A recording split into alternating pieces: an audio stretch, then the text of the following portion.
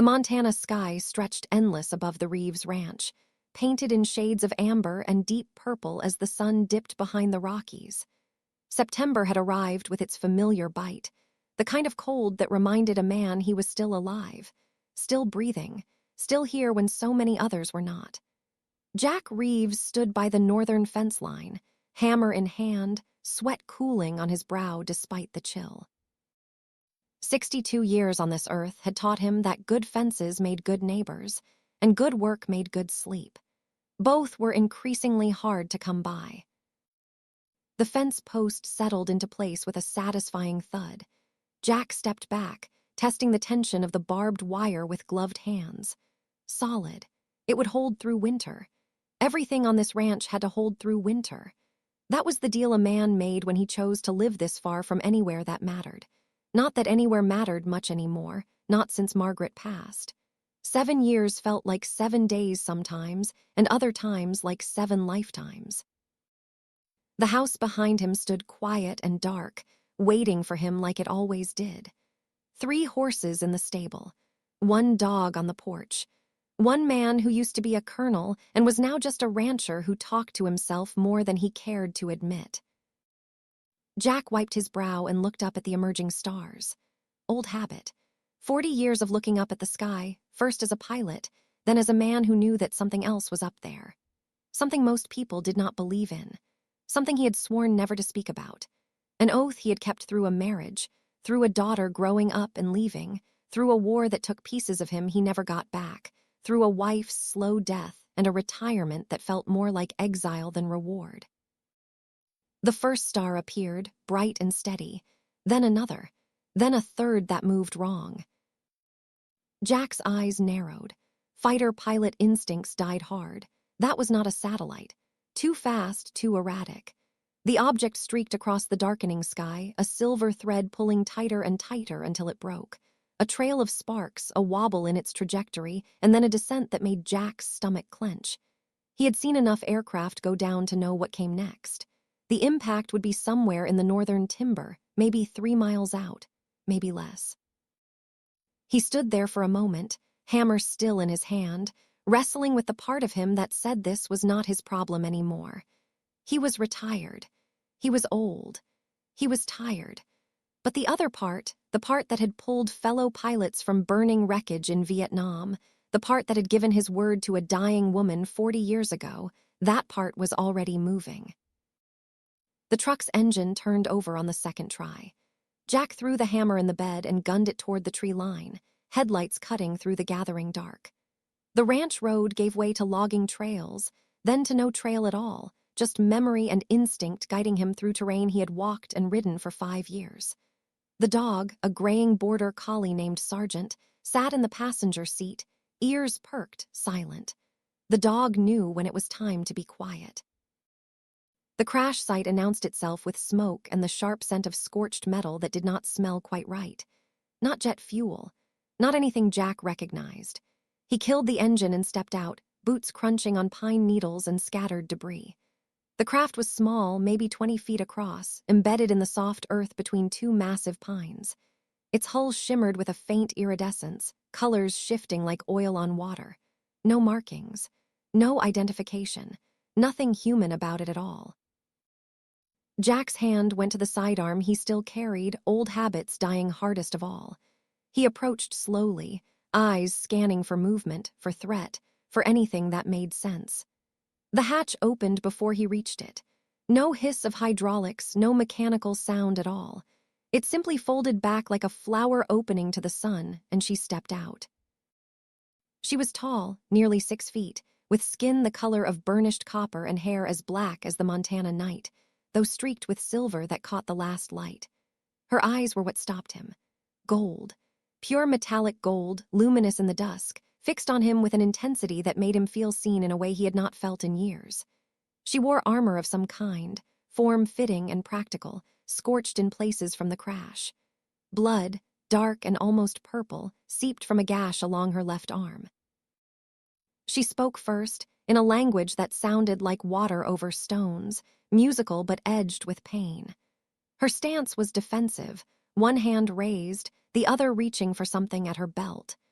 Jack raised both hands slowly, the universal gesture of peace, and took a breath. The words came from somewhere deep, somewhere he had buried for 40 years. "I am friend. You are safe here." He said it in her language, or close enough. The pronunciation was terrible, rust on skills he had barely understood when he learned them, but the effect was immediate. Her eyes widened. The hand reaching for her weapon stopped. She stared at him like he had just performed a miracle or a crime, he was not sure which. "You speak the old tongue. How?" Her voice was rough, accented when she switched to English, but clear. Jack lowered his hands slowly, deliberately non-threatening. "Long story. You are bleeding. Let me help." She looked at her arm as if noticing the wound for the first time. Pain flickered across her face, quickly suppressed. Pride, he recognized.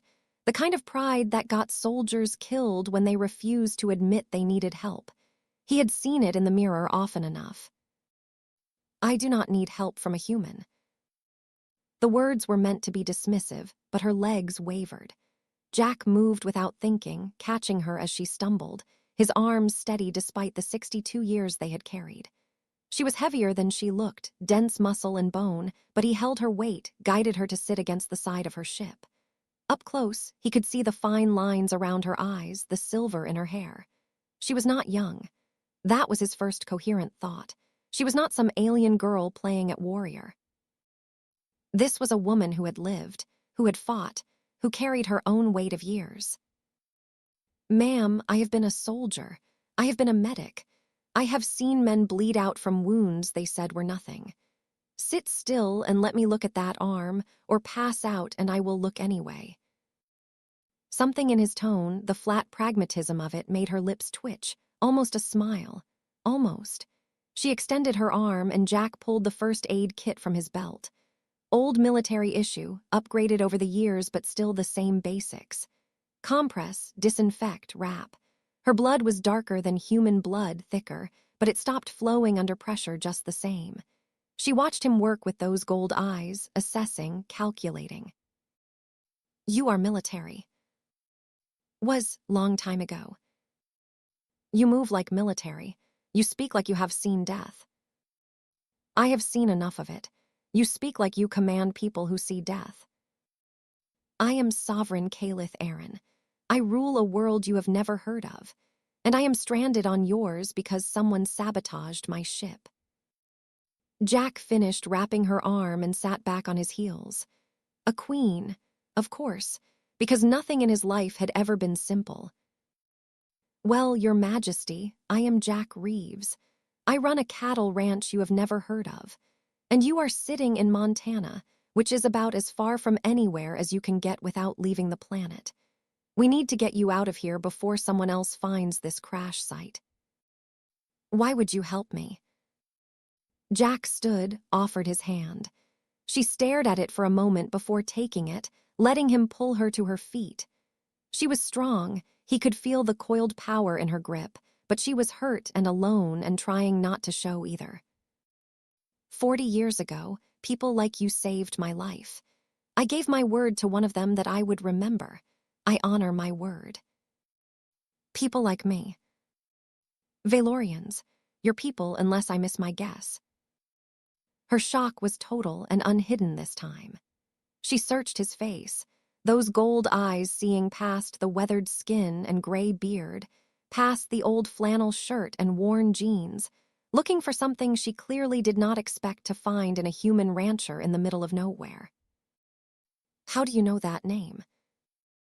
"Like I said, long story. Right now we need to move. Can you walk?" She nodded, still staring at him like he was a puzzle she needed to solve.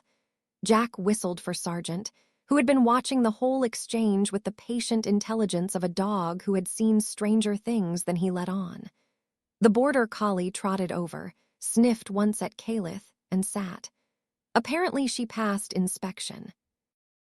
The ride back to the ranch was silent except for the truck's engine and the sound of dirt under tires.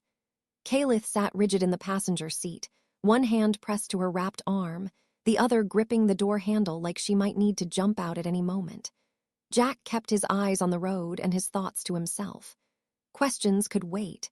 Whatever was happening here, whoever had sabotaged her ship, they would come looking. He needed her somewhere defensible before that happened. The ranch house appeared through the trees, a 2-story log structure Jack's grandfather had built in 1947, and Jack had maintained ever since. Solar panels on the roof now, satellite dish in the yard, but the bones were the same. Solid. Rooted. The porch light clicked on automatically as they pulled up, illuminating the welcome Matt Margaret had bought their first year here. It still said home sweet home in letters that were fading but readable. Jack helped Kaelith out of the truck. She moved stiffly now, adrenaline wearing off, pain setting in. He guided her up the steps and through the front door into the warmth of the house. She stopped just inside, looking around with an expression he could not quite read. The living room was simple. Leather couch worn soft by years of use. Stone fireplace with photos on the mantel. His pilot wings from the Air Force in a shadow box. Margaret's watercolors on the walls. A life lived and displayed. Sit, I will get you water and something for the pain.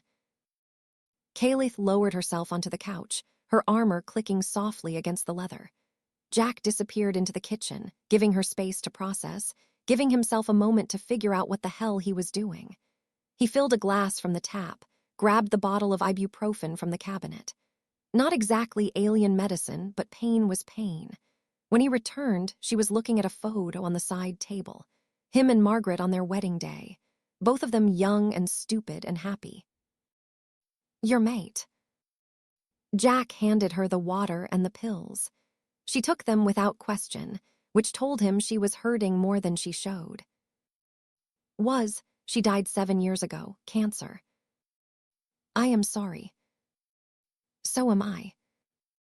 Kaelith drank the water slowly, her eyes moving around the room, taking in details. The rifle cabinet in the corner.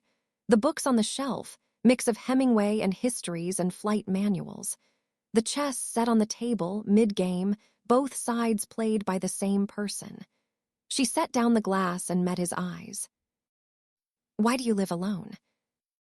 My daughter grew up, got married, has her own life. This ranch is what I have left.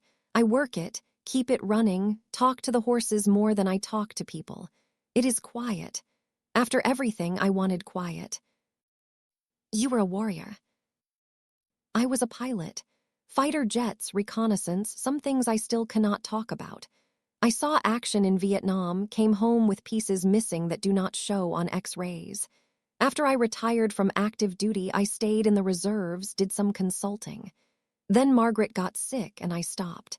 Came here, buried her in the family plot 1/2 mile from here, and stayed. He said it plainly, without self-pity, just facts. Kaelith nodded slowly, understanding something in his tone that did not need translation. I was also a warrior. Now I am a ruler. My mate died in battle 3 years ago. I was required to take a new consort, but every suitor wants only my crown, not me. I came to Earth to meet with your leaders, to strengthen the alliance our people have quietly maintained. Someone did not want that meeting to happen. Jack settled into the chair across from her. The pieces were coming together now, the outline of something bigger than a random crash. And this someone sabotaged your ship. Lord Varen Cross, a noble who believes he should rule instead of me. By our law, if I die without naming a consort before the choosing ceremony, the High Council can appoint one. Varen has spent 3 years ensuring he would be that choice. He tried assassins before. This sabotage was meant to look like an accident. If I died in the crash, far from Valor, he could claim the throne without suspicion. He did not expect me to survive. But you did. I did, and now he knows I am alive, which makes me even more dangerous to him. He will send more killers. They sat in silence for a moment, 2 people who had both buried their partners, both carried weight, both understood that sometimes the enemy was not outside the walls but within them. Jack leaned forward, elbows on his knees. How long before your people know where you are? They are already looking. My ambassador on Earth, Thuron, he will track the crash site. But that could take hours or days. The sabotage also damaged my communication array. I cannot call for help. Then we assume whoever wants you dead knows where you crashed and is coming. This ranch is defensible if we have warning. I have weapons. I know the terrain. And I am harder to kill than I look. Kaelith's lips curved into something that was almost a smile. Almost. You are an old human offering to protect a Valorian sovereign from trained assassins. You understand how absurd that sounds. I am a retired colonel who has survived 3 wars and outlived most of my friends. Absurd is relative. And you are injured, alone, and out of options. So unless you have a better plan, Your Majesty, you are stuck with me. She studied him for a long moment, those gold eyes weighing and measuring. Then she inclined her head, a gesture of acceptance that carried the weight of formal agreement. Very well, Jack Reeves. I accept your protection. But if we survive this, you will tell me how you know my language and why you gave your word to my people 40 years ago. Deal.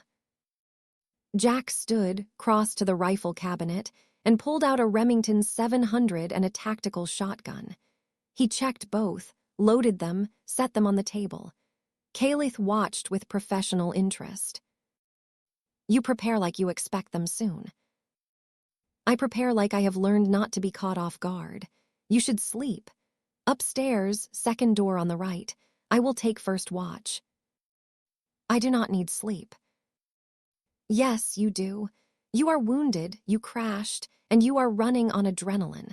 When it wears off, you will drop. Better to drop in a bed than on your feet when someone is trying to kill you. She opened her mouth to argue, then closed it. Exhaustion was written in the fine lines around her eyes, in the way she held herself together through sheer will. She stood, steadier now, and paused at the base of the stairs. Jack Reeves, thank you. He nodded, already settling into the chair by the window, rifle across his lap. Old rhythms, old instincts. He watched her climb the stairs, heard the door close, and then he was alone with the night and the waiting. Sergeant curled up at his feet, chin on paws, eyes half open. The dog knew the drill. They had done this before in different contexts, different threats. But the core was the same. Protect what mattered. Stay alert. Stay alive. The hours passed slowly. Jack's mind drifted to 40 years ago, to a crash not unlike this one, to a team of Valorian scouts who had found him broken and bleeding in the wreckage of his F-4 Phantom after a training accident that should have killed him. They had hidden their ship, treated his injuries with technology that seemed like magic, and one of them, a woman named Kaylee, had stayed with him for 2 weeks while he healed. She had been in her early 30s then, a scout commander with a 7-year-old daughter back home. She had taught him words in her language, told him stories of her world, showed him images of her family on holographic devices that made his head spin. And when she left, when her team had to return to Valor, she had made him swear something. If my daughter grows, if she lives to adulthood, and if you ever meet her, teach her what I have taught you. That honor matters more than bloodline. That keeping your word is worth more than power. Promise me, Jack Reeves. He had asked why she thought he would ever meet her daughter. She had smiled, sad and knowing. Because you are the kind of man who keeps promises, and the universe has a way of bringing such men where they are needed. Her name is Kaelith. Remember it. He had thought she was being poetic, perhaps emotional about leaving Earth. Now, sitting in his living room with her daughter asleep upstairs, he understood. Kaylee had known. Somehow she had known. The motion sensor chimed softly. 2 figures approaching from the north. Jack's hand tightened on the rifle. He moved to the window, staying in shadow, watching. They were good, moving with practiced silence, but not good enough. He could see the faint shimmer of active camouflage, the kind of tech that cost more than most governments could afford.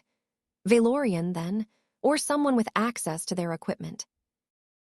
Jack climbed the stairs quietly, opened the door to the guest room. Kaelith was awake instantly, on her feet, hand reaching for a weapon she did not have. 2 contacts, north side. Moving tactical, we have maybe 3 minutes. Her exhaustion vanished, replaced by the cold focus of someone who had commanded armies.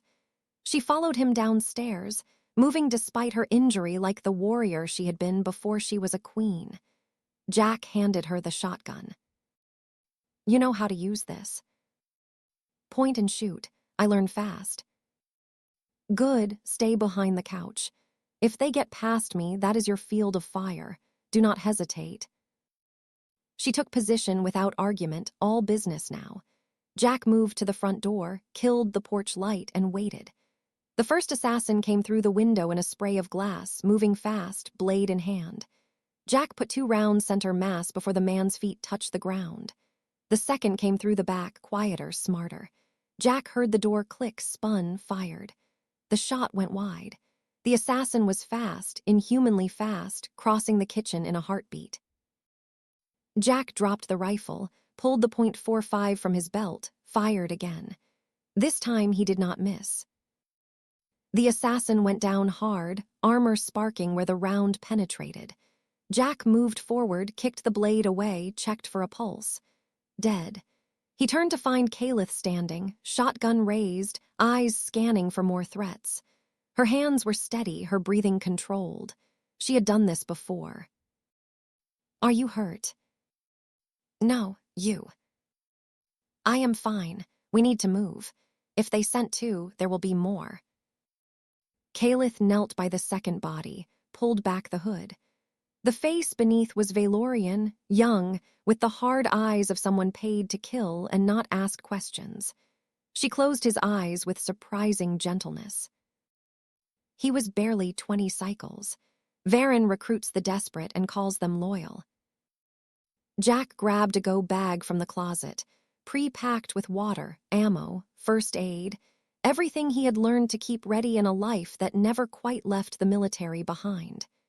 He threw in extra magazines, a thermal blanket, energy bars. How far to the nearest town?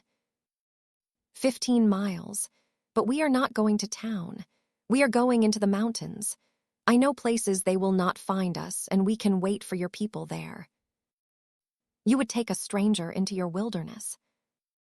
I would take someone who needs help into the only defensible position I have. There is a difference. Kaelith looked at him for a moment, and something shifted in her expression. Not quite trust, but the beginning of it. The acknowledgement that this strange old human was not what she expected, and that perhaps that was exactly what she needed. Then lead the way, Colonel Reeves.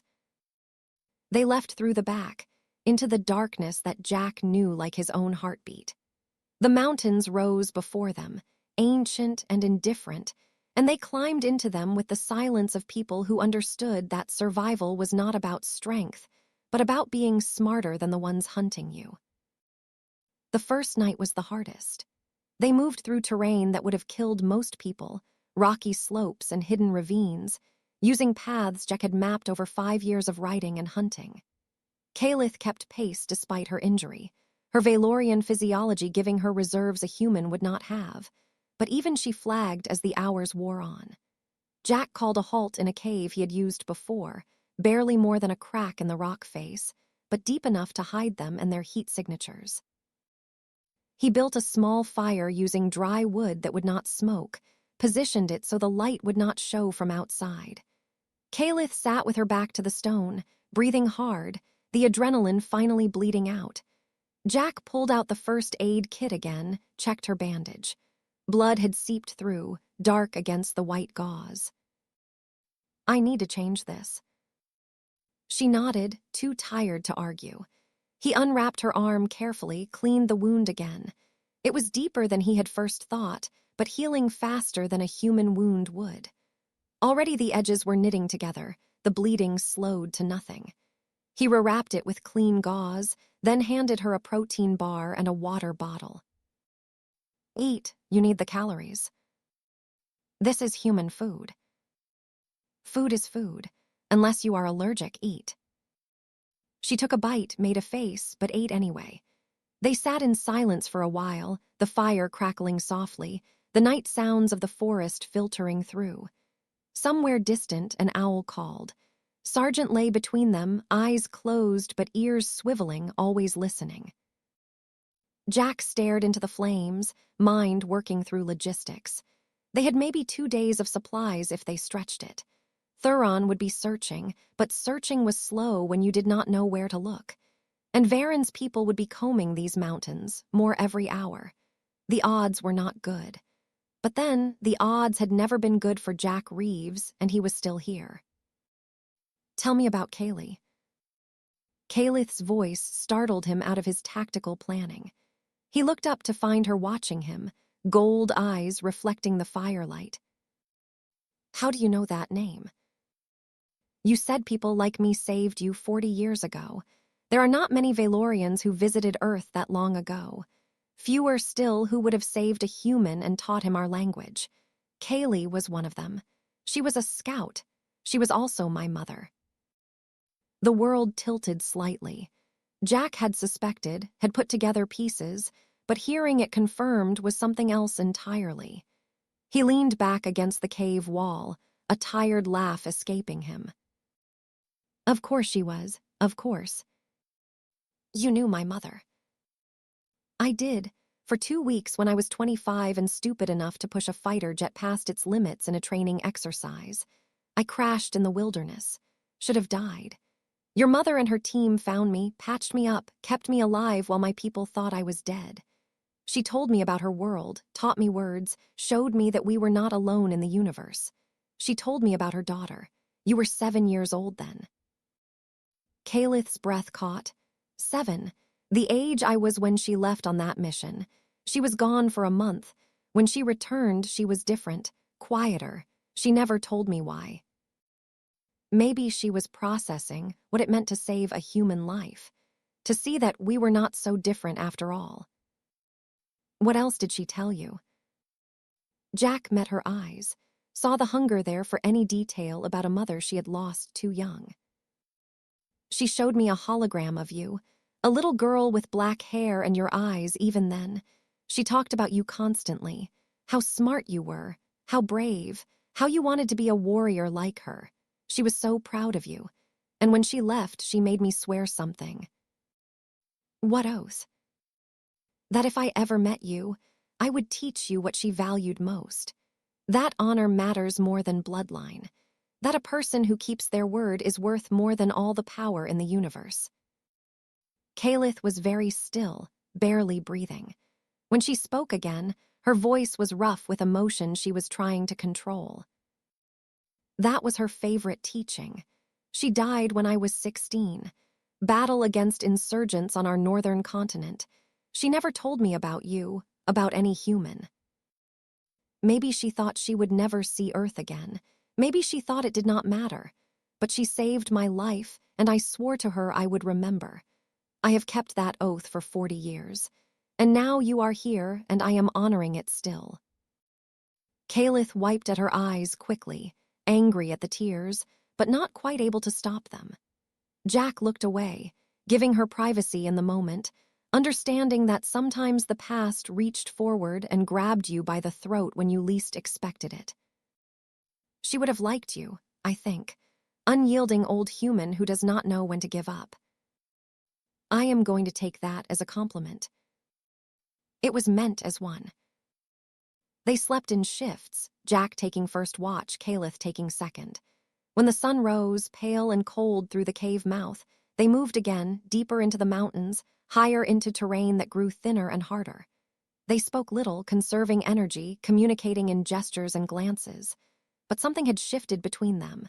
Not quite friendship yet, but understanding. Recognition. Two people who had both lost too much and were too determined to lose anything more.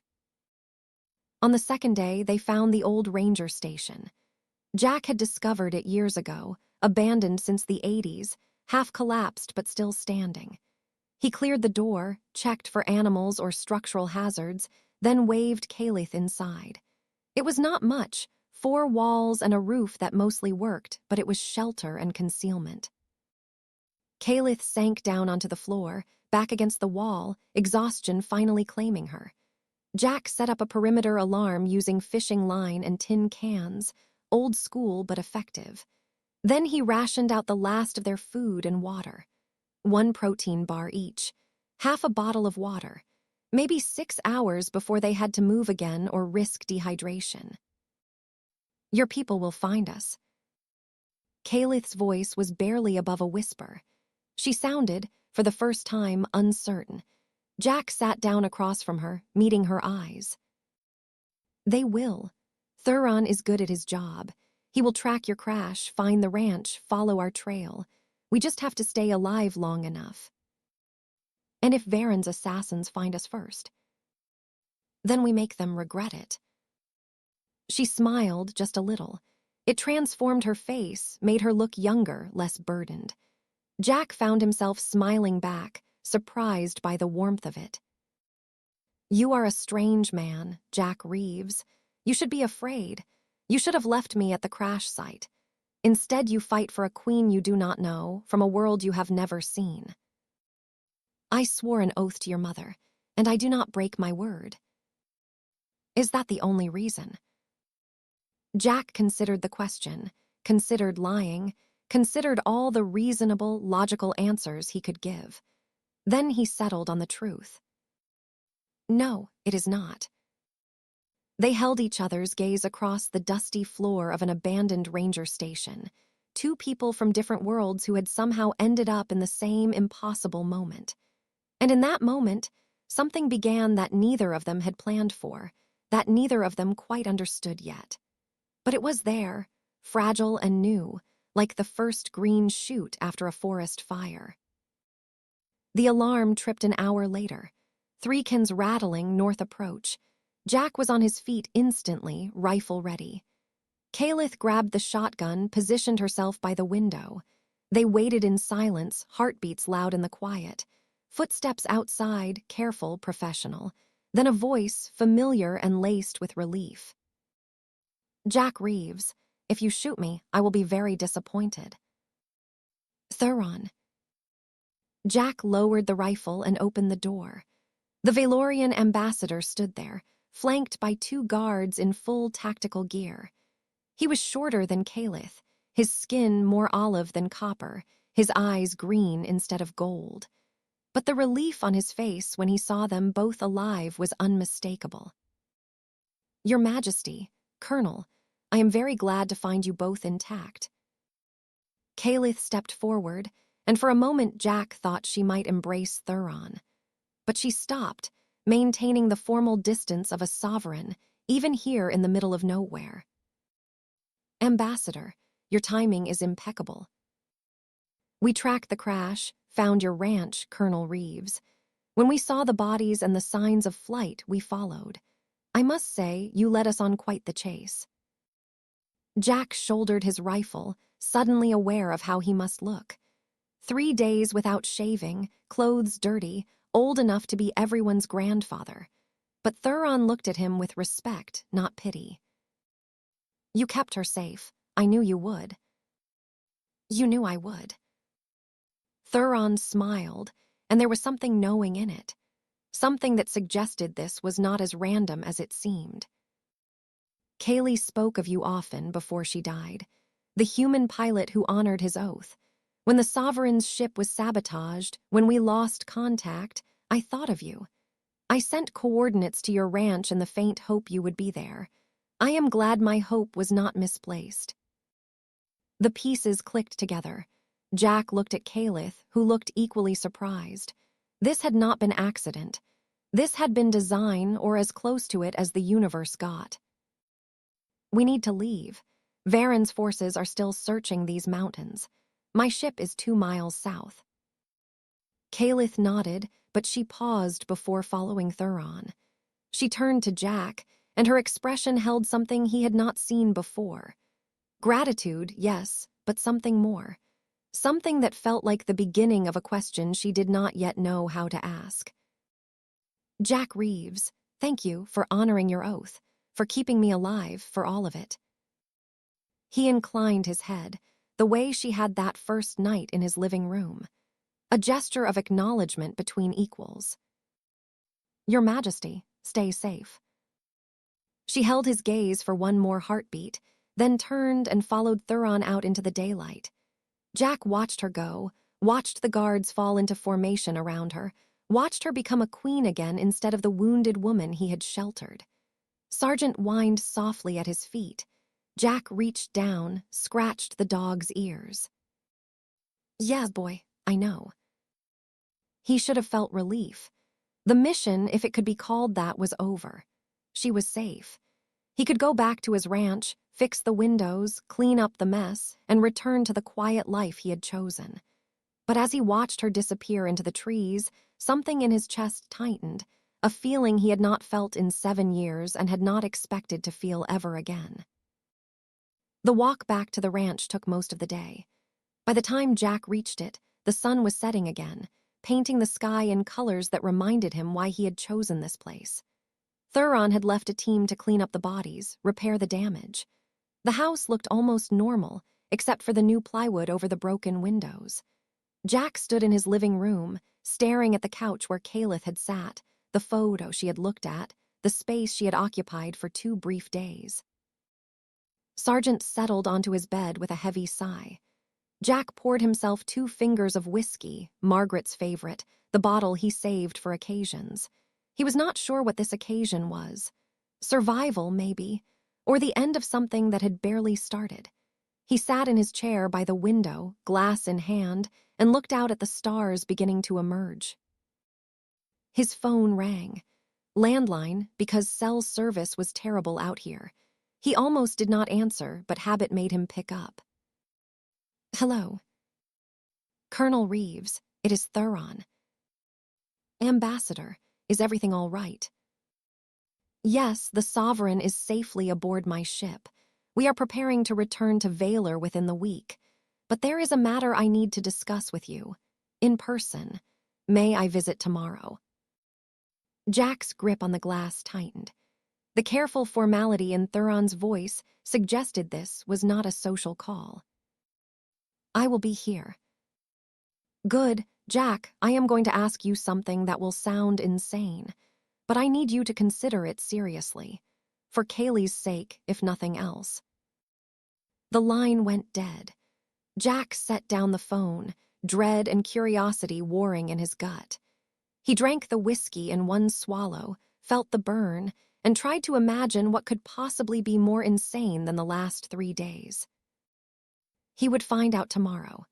And somehow, deep in the part of him that still believed in fate and prophecy and the oaths sworn to dying women, he knew that whatever Thuron asked, whatever impossible thing came next, he would say yes. Because Jack Reeves honored his word. And because, for the first time in 7 years, he felt like his life meant something again. The night deepened. The stars turned overhead. And in the silence of a Montana ranch, a man who thought his story was over began to realize it was just beginning. Thuron arrived at noon the next day, his ship landing in the north pasture with the kind of precision that barely disturbed the grass. Jack watched from the porch, coffee in hand, Sergeant at his feet. He had not slept well. Dreams of Kaylee, of Margaret, of gold eyes and promises he did not fully understand had kept him tossing until dawn. Now, standing in the Montana sunlight, he felt the weight of his 62 years more acutely than usual. The ambassador descended the ramp alone, dressed in what Jack had learned to recognize as formal Valorian attire. Deep blue robes with silver threading, practical boots underneath. A man who understood the value of looking diplomatic while being ready to move fast if needed. Thuron crossed the yard with the easy confidence of someone who had walked between worlds his entire life. "Colonel Reeves, thank you for seeing me." Jack gestured to the porch chairs. They settled, 2 men with history between them, though most of it was indirect. Thuron accepted the offered coffee, took a sip, made an appreciative sound. "Kaylee taught you to make this." "She did. Said humans had gotten one thing right, at least." Thuron smiled, but it faded quickly. He set down the mug and leaned forward, elbows on knees, hands clasped. The posture of a man about to say something difficult. "Jack, I am going to be direct because I know you value that. The Sovereign is in danger, not just from Varen's assassins, though they remain a threat. She is in danger from Valorian law itself." "Explain." Valorian law states that a ruling sovereign must have a consort. The position cannot remain vacant beyond 3 years after the death of the previous consort. Kaelith has been a widow for exactly 3 years as of next month. If she does not choose a consort by the choosing ceremony in 3 weeks, the High Council will choose for her. And they will choose Lord Varen Cross. Jack's hand tightened on his mug. Politics. He had always hated politics. Why him? Because he has spent 3 years cultivating alliances, making promises, positioning himself as the only viable candidate. Every other noble suitor wants power. Varen wants it most and has been ruthless in eliminating competition. The assassination attempt was his backup plan. If Kaelith died before the ceremony, he could claim the throne through ancient succession law as the senior noble. If she survived but arrived too late to the ceremony, the council would default to him as the prepared candidate. Either way, he wins. He sabotaged her ship hoping for the first outcome, but he is patient enough to wait for the second. So he is not done trying to kill her. No, but now he knows she survived, which means he must be more careful. He will focus on ensuring she arrives at the ceremony with no alternative but him. He has already spread rumors that her judgment is compromised, that 3 years of widowhood have made her unstable. If she chooses anyone the council deems unworthy, they can override her choice and appoint Varen anyway. Jack felt the trap closing, political maneuvering at its finest. She would rather abdicate than marry him. She would, but abdication would destabilize Valor. We are at a delicate point in our relations with neighboring systems. A power vacuum now could trigger conflicts that would cost millions of lives. Kaelith knows this. She will choose Varen to save her people, even though it will destroy her. Thuron paused, looked out at the mountains, at the vast Montana sky. When he spoke again, his voice was careful. Unless there is another option. Jack felt it coming, the impossible thing Thuron had mentioned on the phone. He set down his coffee and waited. Valorian law does not specify that the consort must be Valorian, only that they must be a warrior of proven worth, someone who has faced death and demonstrated honor. The law was written millennia ago, when our people had contact with other species. It has simply never been invoked for anyone non-Valorian in modern history. You want me to become her consort? Jack said it flatly, without inflection, because saying it any other way would make it seem more insane than it already was. I want you to consider it, not as a permanent arrangement, not as a real marriage, but as a political solution. You would undergo the trials to prove your worth. If you succeed, you marry Kaelith in name only, prevent Varen from claiming the throne, and after a suitable period, the marriage could be quietly dissolved. You would be compensated generously. Your daughter would want for nothing. You could return to your life here. And if I fail the trials? Then you would likely die, and we would be no worse off than we are now. Jack stood, walked to the porch railing. Below, the ranch spread out in all directions, land his grandfather had worked, land his father had kept, land he had sworn to maintain. A simple life. A quiet life. The kind of life a man earned after decades of war and loss. And Thuron was asking him to throw it away for a woman he had known for 3 days and an oath given 40 years ago. What does Kaelith think of this plan? She does not know. I have not told her. I wanted to ask you first because if you refuse, there is no point in giving her false hope. Does she know you are here? She knows I am meeting with you. She does not know why. Jack turned, met Thuron's eyes. The ambassador looked tired, older than his years, carrying the weight of trying to save a queen who had already saved herself too many times. Tell me about the trials. Thuron's relief was visible but controlled. He pulled a small device from his pocket, activated it. A hologram appeared, showing 3 distinct challenges. The trial of strength. You would face a champion in single combat. First blood wins. The champion is usually a soldier half your age and twice your size. I have fought bigger. The trial of mind. You would solve an ancient puzzle in the Temple of Ancestors. It tests wisdom, not just intelligence. Many Valorians fail this one. I am old. Wisdom is about all I have left. The trial of heart. You would place your hand on the crystal of souls. It reads intent, reveals truth. If your reasons for seeking the consort position are impure, the crystal turns black and you are executed. If your reasons are worthy, it glows gold and you pass. And if I am doing this to save a woman, I barely know, because I swore an oath to her dead mother. What color is that? Thuron smiled, genuine this time. That, Colonel, is why I think you might actually survive this. Jack walked back to his chair, sat down heavily. 62 years old. Arthritic knee from a crash in 73. Hearing going in his left ear. Reflexes not what they used to be, but still breathing.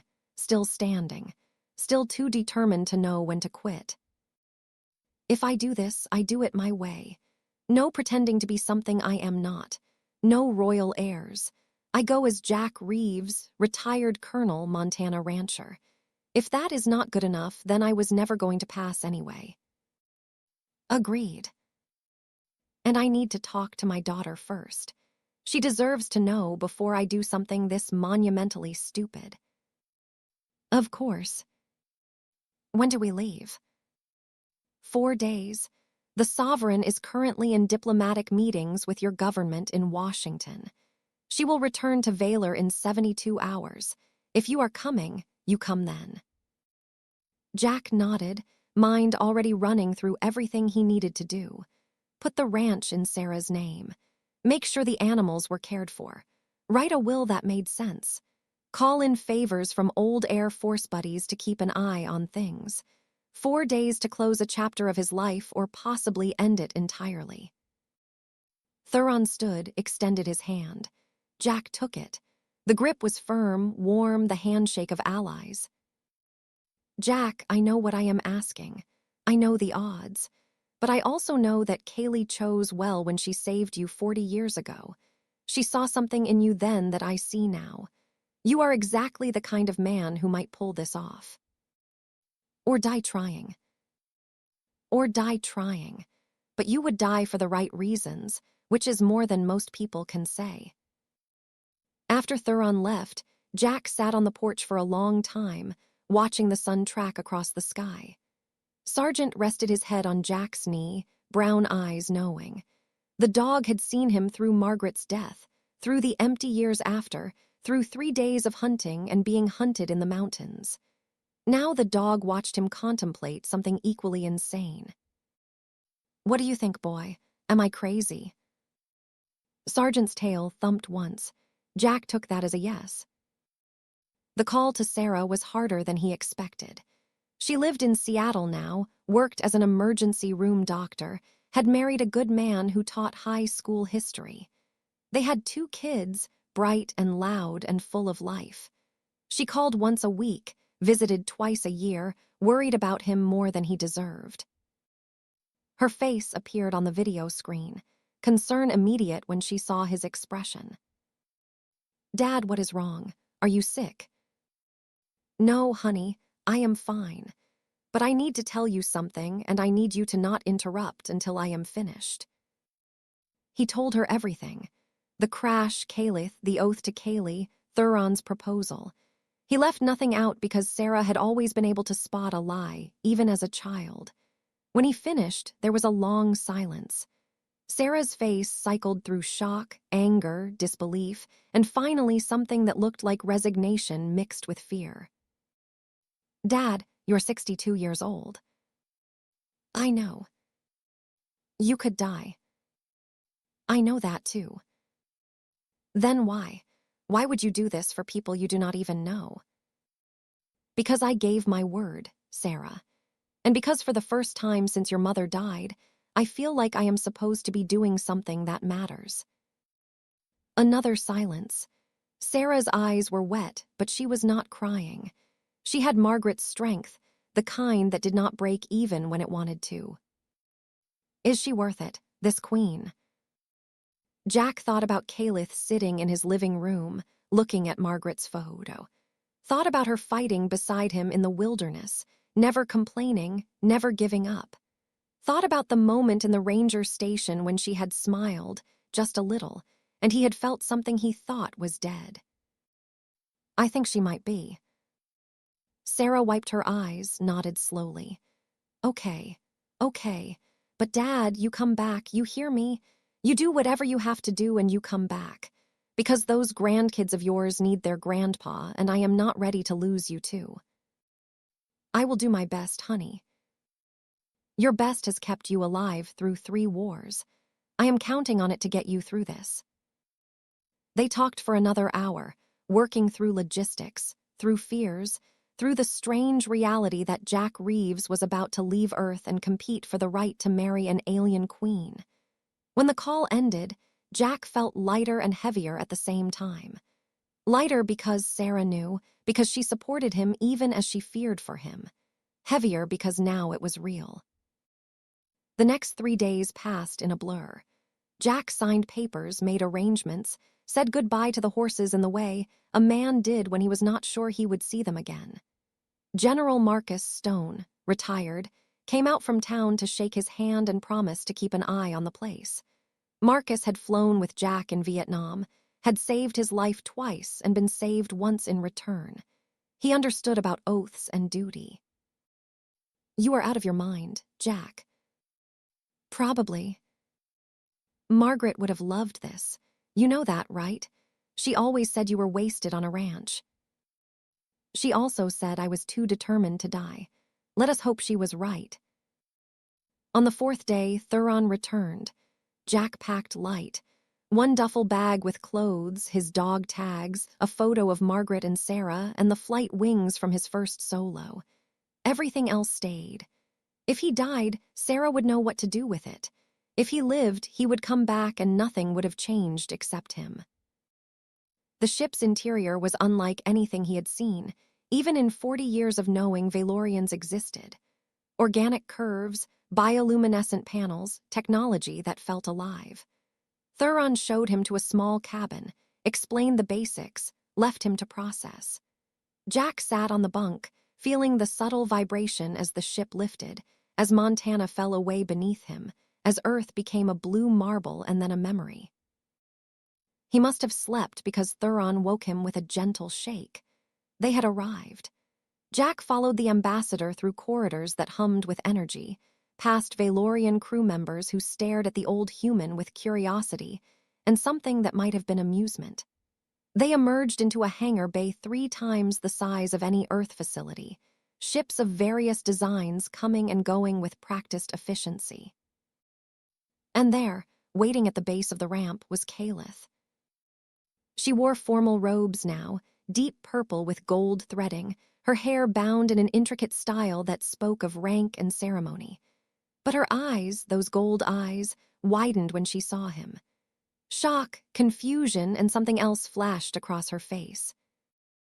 Jack Reeves, what are you doing here? Thuron stepped forward smoothly. Your Majesty, Colonel Reeves has come to offer himself as a candidate for the position of consort. The silence that followed could have shattered stone. Kaelith stared at Thuron, then at Jack, then back at Thuron. Her expression cycled through disbelief, anger, and something that looked almost like hope before settling into the mask of sovereignty. Ambassador, a word, in private, now. She turned on her heel and strode away. Thuron followed, leaving Jack standing in the hangar bay surrounded by aliens who were not even trying to hide their stares. He caught fragments of whispered conversation, none of it complimentary. Old human, absurd, insult to the sovereign. He ignored it all, stood with the posture he had learned in officer training, back straight, eyes forward, waiting. They were gone for 20 minutes. When they returned, Kaelith's face was carefully neutral, but her eyes were blazing. She stopped in front of Jack, close enough that he could see the fine lines of stress around her mouth, the tension in her jaw. "You understand what you are proposing." "I understand I am offering to undergo trials that could kill me so that you do not have to marry a man who tried to assassinate you.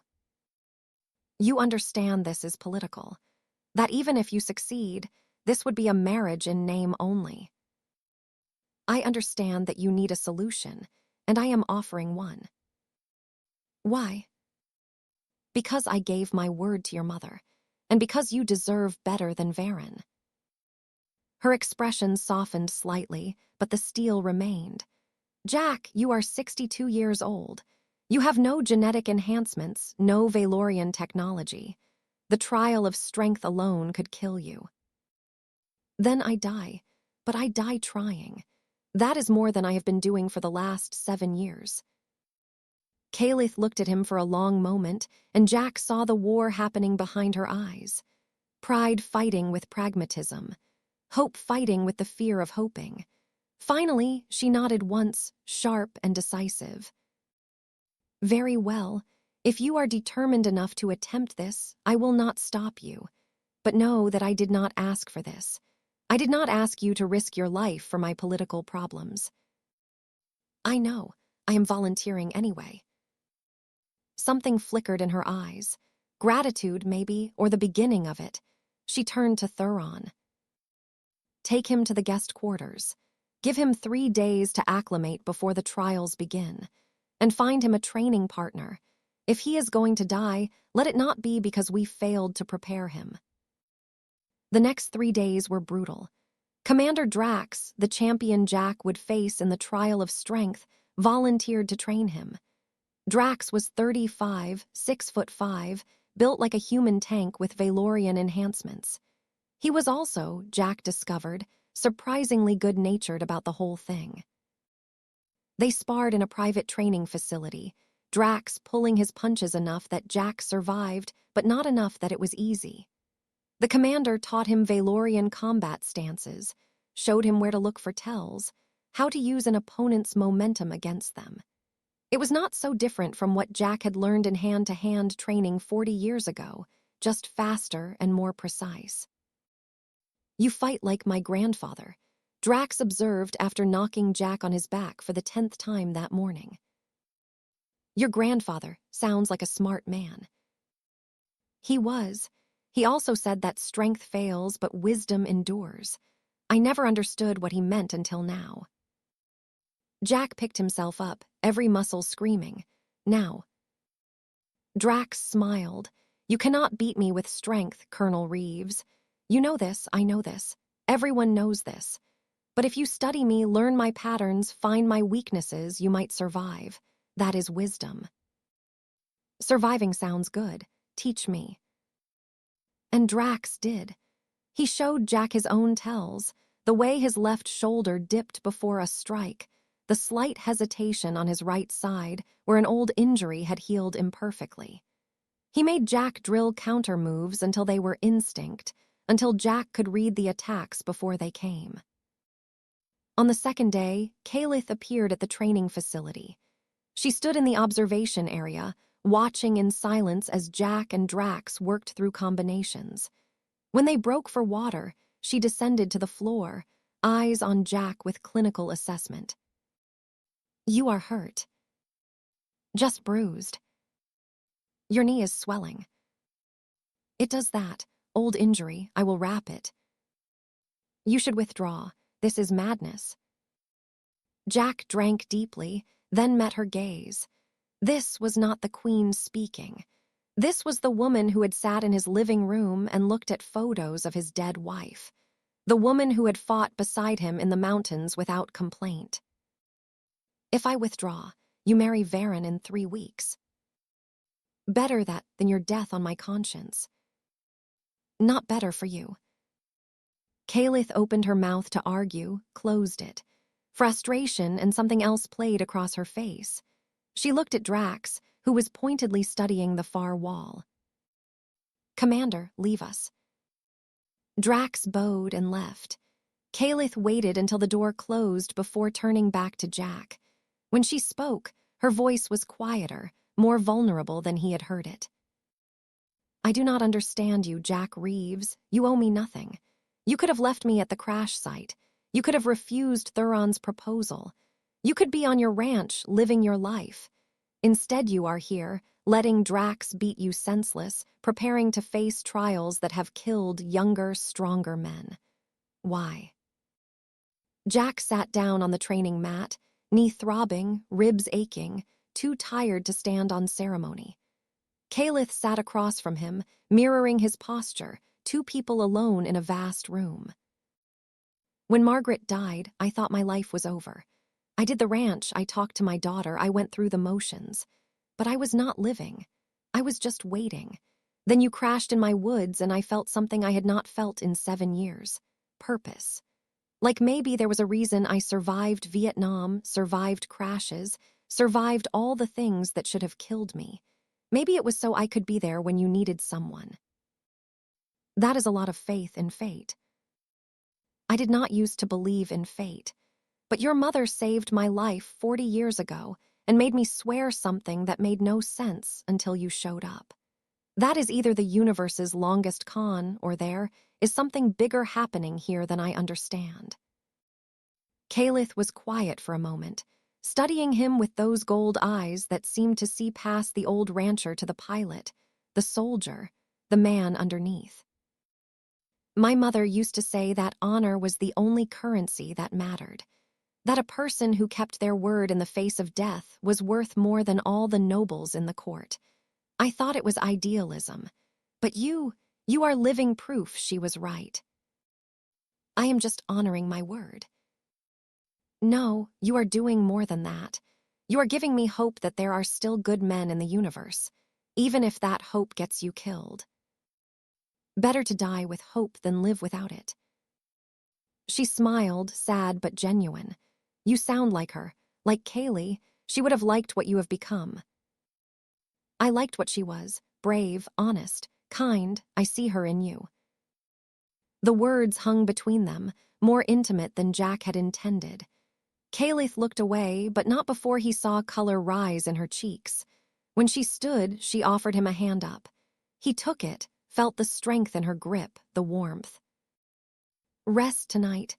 Tomorrow the High Priestess will come to explain the trial of mind.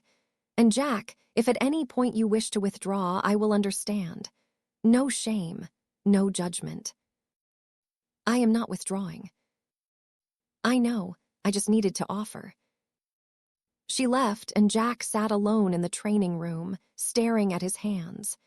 Hands that had flown fighter jets, held dying men, built fences, buried a wife. Hands that were getting him into something well beyond their capability, but hands that would not back down. The High Priestess Lyria arrived the next morning. She was ancient by Valorian standards, her skin lined with age, her hair white as snow, her eyes the pale blue of winter sky. But she moved with the grace of someone who had transcended physical limitation, who existed on a plane beyond the merely mortal. "Jack Reeves, I have been expecting you." They sat in a meditation chamber, sparse and quiet, the walls carved with symbols Jack could not read.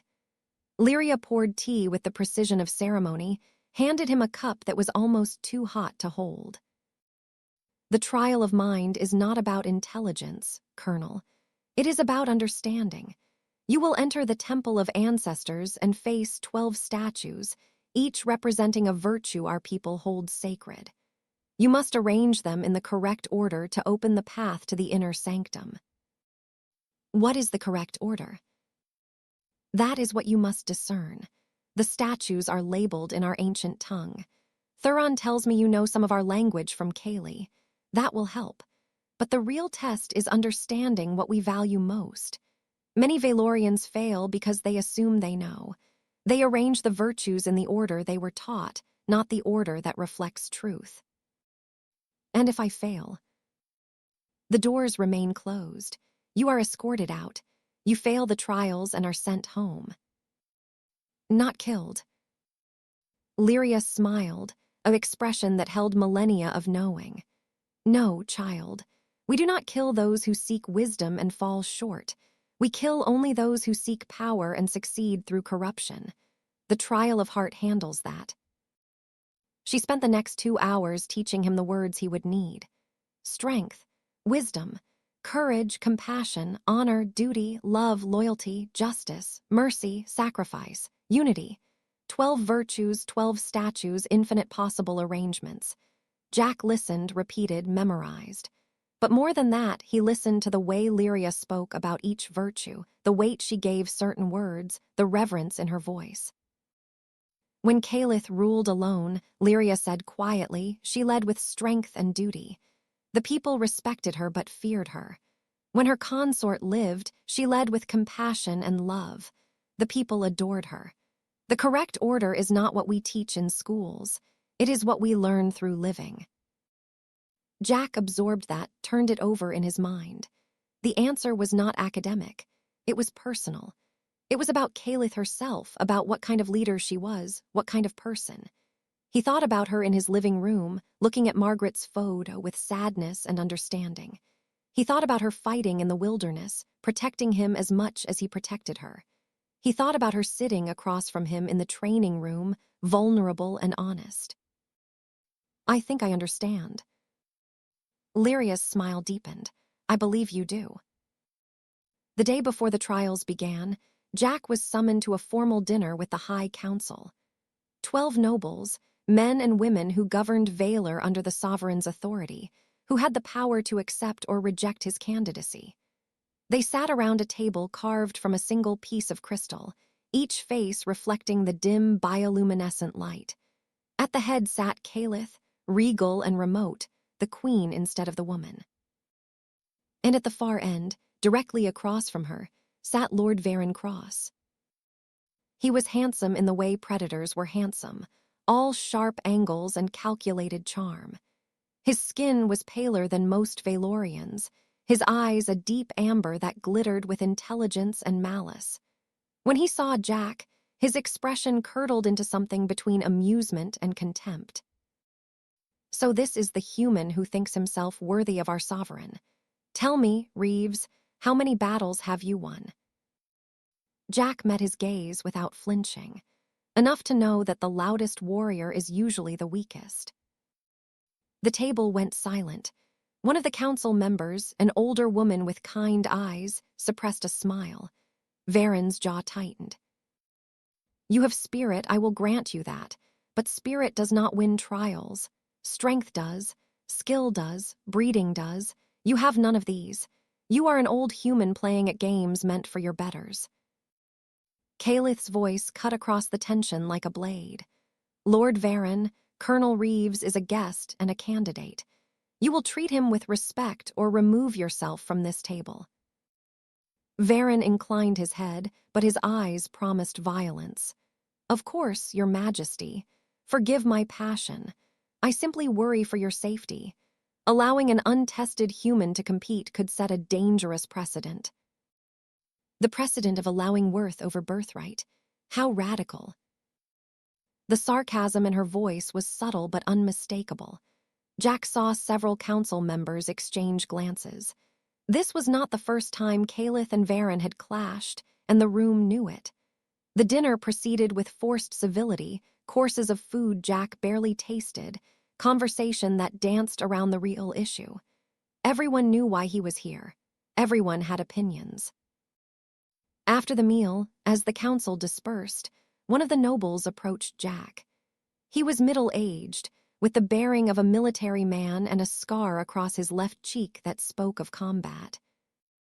Colonel Reeves, I am High General Torin. I commanded forces with the Sovereign's late consort. He was a good man, a strong man. Jack nodded, unsure where this was going. Torin leaned closer, voice low. I tell you this because you should know what you are attempting to replace. Consort Darien was a warrior without equal, a tactician who won battles through brilliance, a leader who inspired loyalty. He died saving Kaelith from an ambush. He was 39 years old and in the prime of his life. And you, with respect, are none of those things. Jack held the general's gaze. You are right. I am not him. I am not trying to be him. I am trying to keep Kaelith from being forced into a marriage with a man who tried to kill her. If that is not enough, then I will fail. But I am going to try anyway. Torin studied him for a long moment, then nodded slowly. Perhaps that is enough. Good luck, Colonel, you will need it. Jack returned to his quarters, exhausted and wired at the same time. Tomorrow the trials began. Tomorrow he would face Drax in combat, knowing he could not win on strength. Tomorrow he would either prove himself or die trying. He lay on the bed, staring at the ceiling that pulsed with soft light, and thought about Margaret. She would have loved this. The insanity of it, the impossibility. She had always said he had a talent for getting into situations that defied logic. He could almost hear her voice, amused and exasperated. Jack Reeves, what have you gotten yourself into this time? I do not know, Maggie, but I think it might be important. He slept poorly and woke before dawn. The trial of strength was scheduled for midday, giving him time to warm up, to prepare, to say his prayers if he had any. He found Drax in the training facility, already working through forms. Nervous. Terrified. Good, fear keeps you sharp. Remember what I taught you. Watch my shoulder. Stay mobile. Do not let me corner you. And when you see your opening, take it without hesitation. What if I do not see an opening? You will. I will give you one. Not obviously, but it will be there. The rest is up to you. Why are you helping me? Drax paused, considered the question. Because the Sovereign deserves someone who fights for her, not for her crown. Because Varen is a snake and I would rather see you win than him. And because my grandfather taught me that honor matters more than victory. If I must lose, I would rather lose to an honorable man. I appreciate that. Do not appreciate it yet. I am still going to make you work for it. The arena was massive, tiered seating rising in concentric circles around a central platform. By the time Jack entered, it was full. Thousands of Valorians come to watch the spectacle of a human challenging for their queen's hand. The noise was deafening, a mix of curiosity and derision. Jack walked to the center, wearing simple combat fatigues Thuron had provided, no armor, no enhancements, just him and what he remembered. Across the arena, Drax entered to cheers. He wore light armor, ceremonial but functional, a sword at his hip. The weapon was blunted for the trial, first blood not first death, but it could still break bones if wielded wrong. Jack had a matching blade, the weight unfamiliar in his hand. High Priestess Lyria stood at the edge of the platform, her voice amplified across the arena. The trial of strength tests not merely physical power, but the ability to overcome adversity through any means necessary. The contest ends at first blood or submission. Begin. Drax moved first, closing the distance with the speed Jack had come to expect. The opening strike was a faint, testing reaction time. Jack parried, stepped back, kept moving. Do not engage directly. Do not let him use his strength advantage. The crowd roared, bloodthirsty and excited. The first 3 minutes were pure survival. Drax attacked in patterns Jack recognized from training, but faster, harder. Jack blocked, dodged, gave ground. His arms ached. His knees screamed. But he watched. The left shoulder, the tells, the rhythm. At minute 5, Drax committed to a heavy overhead strike. Jack saw the shoulder dip, knew it was coming, stepped inside the arc instead of away. The sword whistled past his ear. Jack's elbow drove into Drax's ribs, not hard enough to hurt, but enough to disrupt balance. He spun, kicked the back of Drax's knee, sent the bigger man stumbling. The crowd's roar changed pitch. Surprise. Jack did not press the advantage. He reset, waited, breathing hard. Drax smiled through the exertion. Good, very good. They circled each other, both wary now. Jack had proven he could think, could adapt. Drax adjusted, became more cautious, more precise. The next exchange was faster, technical, both of them probing for weaknesses. Jack's blade work was rusty but functional. Drax's was art. At minute 8, Jack's knee gave out. Just for a second, a stutter step, but Drax saw it. The big man drove forward, relentless, forcing Jack back toward the edge of the platform. The crowd sensed blood. Jack felt the edge beneath his heel, nowhere left to run.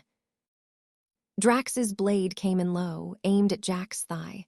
First blood. End of trial. But Jack had been watching for 12 minutes now, had seen the pattern, the tell, the way Drax always followed a low strike with a high reversal. In the split second before the blade connected, Jack dropped flat, rolled left. Drax's momentum carried him forward, off balance for just a heartbeat. Jack swept his leg, caught Drax's ankle, sent the commander crashing down. He was on him in an instant, knee on chest, blade at throat. Not cutting, just there. Poised. Yield. Drax's eyes widened, shock and respect mingling. Then he laughed, deep and genuine. I yield. The arena erupted, half in outrage, half in disbelief, all in chaos. Jack stood, offered Drax's hand, pulled the big man up. The commander clapped him on the shoulder hard enough to bruise. Well fought, old man. Well fought. Lyria's voice cut through the noise. First trial complete.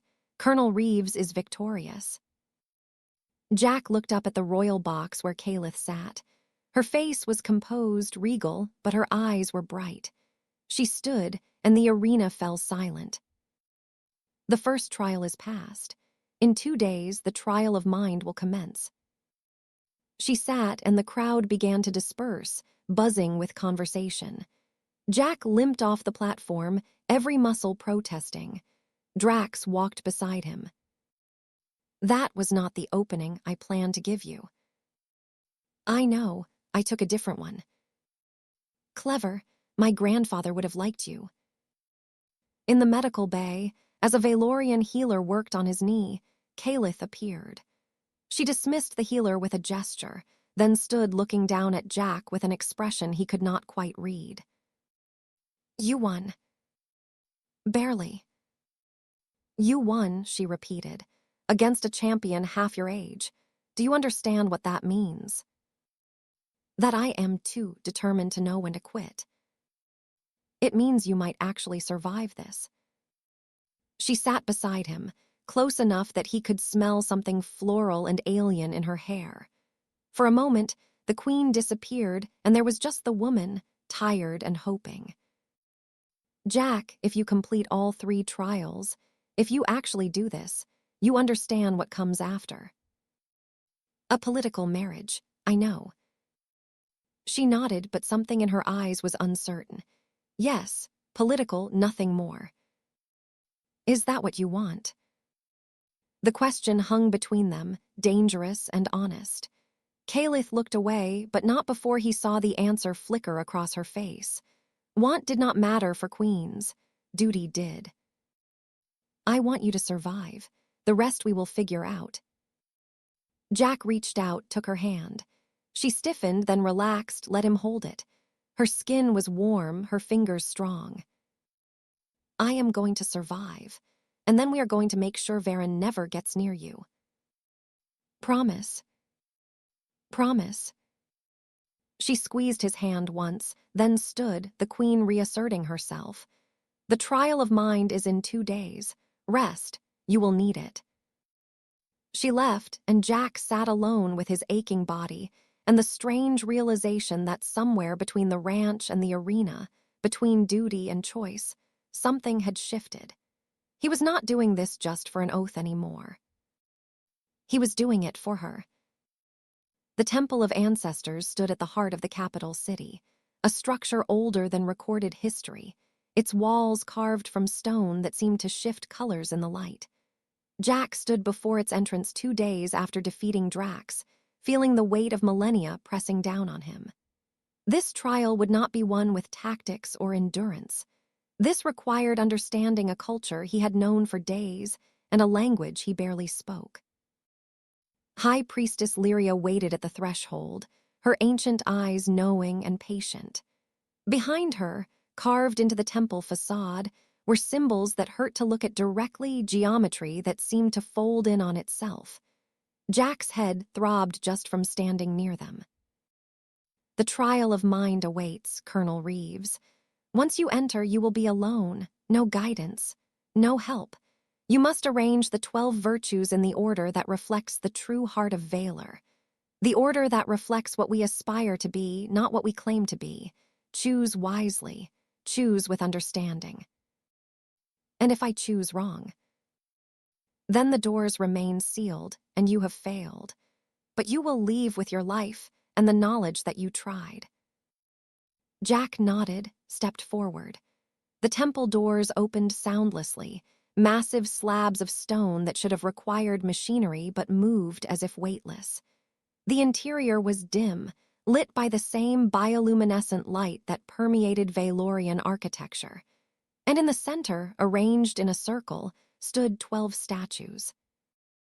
They were magnificent, each carved from a different stone, each depicting a figure in a pose that embodied their virtue. Jack approached slowly, reading the names carved in ancient Valorian script. His pronunciation would be terrible, but he could make out the words. Strength, wisdom, courage, compassion, honor, duty, love, loyalty, justice, mercy, sacrifice, unity. 12 virtues, infinite arrangements, and somewhere in his limited understanding was the answer. He walked the circle 3 times, studying each statue, remembering everything Lyria had taught him. The traditional order, the one every Valorian child learned, placed strength first, duty second, honor third. It was what warriors recited before battle, what was carved above the council chambers. But Lyria had been clear. The correct order is not what we teach in schools. It is what we learn through living. Jack thought about Kaelith, about every conversation, every moment. What did she value when no one was watching? What guided her when duty and desire conflicted? He remembered her in his living room, looking at Margaret's photo. The softness in her eyes, the understanding, that was not strength or duty, that was compassion. He remembered her closing the young assassin's eyes in his kitchen. An enemy who had tried to kill her, and she treated his death with gentleness. Mercy. He remembered her in the training room, telling him to withdraw because she did not want his death on her conscience. That was not political calculation. That was love, or the beginning of it. Jack stopped in front of the statue of compassion. A woman kneeling, hands outstretched, face tilted upward. The stone was warm marble veined with gold. This was the key, not strength, not duty, compassion. He lifted the statue. It was heavier than he expected, but manageable. He carried it to the eastern point of the circle, the position of highest honor in Valorian tradition, and set it down carefully. Then he stood back and thought, if compassion leads, what follows? Not strength. Strength serves compassion, does not precede it. Wisdom. The wisdom to know when compassion is needed, when mercy is appropriate, when love is worth the risk. He placed wisdom second. Then love. Because Lyria had said when Kaelith's consort was alive, she led with love and the people adored her. Love was not weakness. It was the courage to be vulnerable, to care deeply, to risk loss. He placed love third. The pattern became clearer. After love came courage, because it took courage to lead with your heart in a world that valued only strength. Then honor, because keeping your word mattered. Then loyalty, the kind that could not be bought. Then mercy, choosing compassion over vengeance. Then justice, fair and impartial. Then unity, bringing people together rather than dividing them. Only then did he place sacrifice, the willingness to give up personal happiness for others. He thought of Kaelith preparing to marry Varen to save her people. That was sacrifice. And at the end, almost as afterthoughts, he placed duty and strength. Important, necessary, but tools to serve the higher virtues. Means, not ends. He stepped back, surveyed his arrangement. Compassion, wisdom, love, courage, honor, loyalty, mercy, justice, unity, sacrifice, duty, strength. It felt right. It felt like Kaelith, like the woman who had sat across from him in a cave and shared her grief, like the queen who tried to protect an old human from trials that could kill him, like someone who led with her heart even when it cost her. The statues began to glow, soft at first, then brighter, light radiating from the stone in pulses that matched a heartbeat. The temple floor trembled. Behind the circle, a doorway appeared where there had been only wall, ancient mechanisms engaging after who knew how many years of waiting for someone to understand. Jack exhaled, relief flooding through him. He had done it. Not through knowledge of Valorian history or perfect language skills, but through understanding one person deeply enough to see what she truly valued. The inner sanctum beyond was small, intimate. A single pedestal stood at its center, and on it rested a crystal sphere, perfectly clear, pulsing with inner light. The crystal of souls, the final trial. But that would wait for tomorrow. He had passed the trial of mind. 2 down, 1 to go. When he emerged from the temple, the crowd waiting outside erupted in shock. Word had already spread about his victory over Drax, but many had assumed the trial of mind would be his downfall. An old human could not possibly understand Valorian culture well enough to solve the puzzle that stumped their own scholars. Except he had. Kaelith stood at the front of the crowd, flanked by her council. Her face was carefully neutral, but her eyes blazed with something Jack recognized now. Pride, relief, hope. She approached as the crowd parted, her robes flowing like water. You passed. I passed. How? I thought about what you value. Not what Valor teaches, but what you actually live by. What guides you when no one is watching? She stared at him, this impossible human who had somehow seen her more clearly than her own people. When she spoke, her voice was low enough that only he could hear. What did you place first? Compassion. Her breath caught. Jack saw tears gather in her eyes before she blinked them away. She reached out, took his hand in full view of everyone, a gesture that sent whispers rippling through the crowd. Thank you. For what? For seeing me. The trial of heart was scheduled for the next day. Jack spent the evening alone in his quarters, trying to quiet his mind.